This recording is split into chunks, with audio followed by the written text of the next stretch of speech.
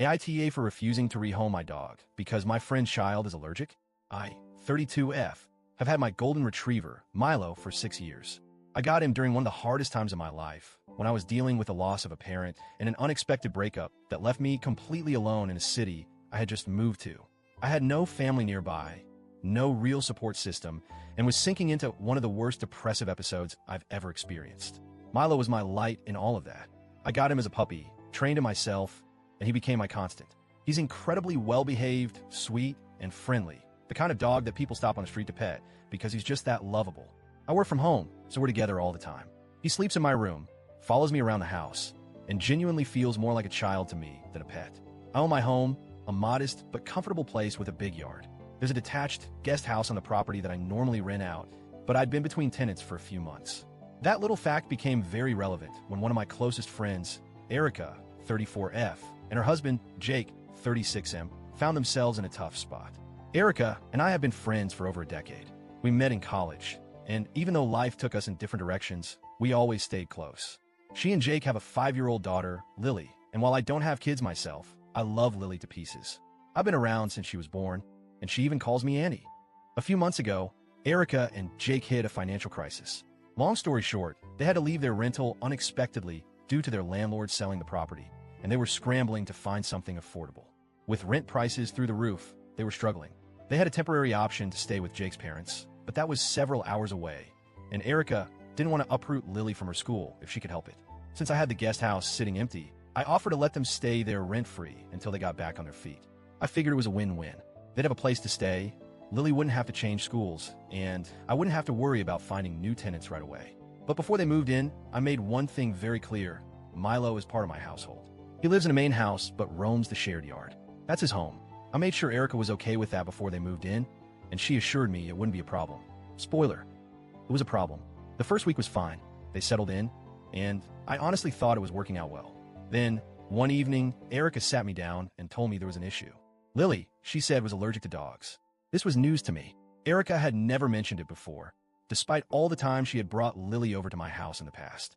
But apparently, it wasn't a severe allergy, no anaphylaxis, nothing life-threatening. She would just get itchy and sneezy when she was around Milo for too long. Obviously, I felt bad. I don't want Lily to be uncomfortable in a place that's supposed to be safe for her.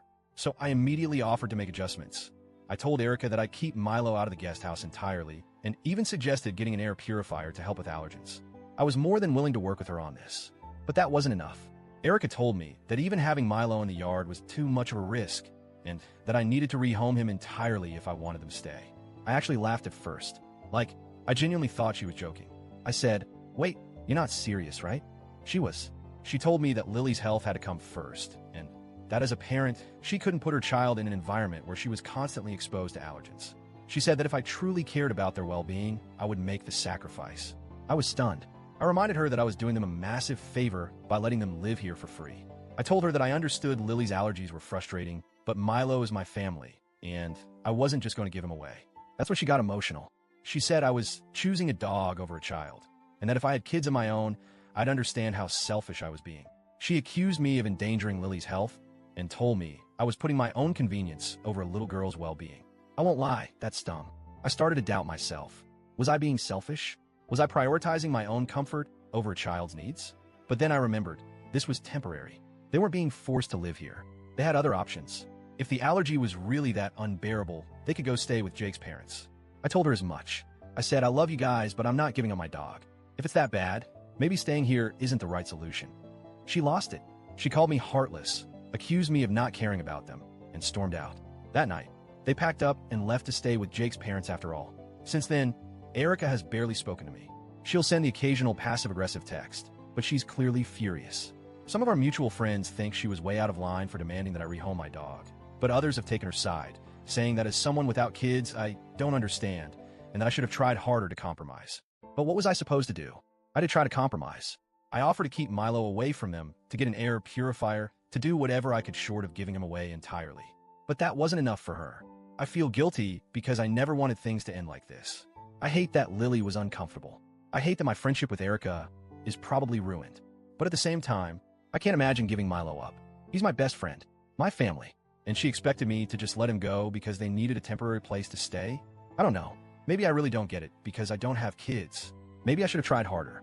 Maybe I should have just let them go without the argument and saved the friendship. So, Reddit, AITA,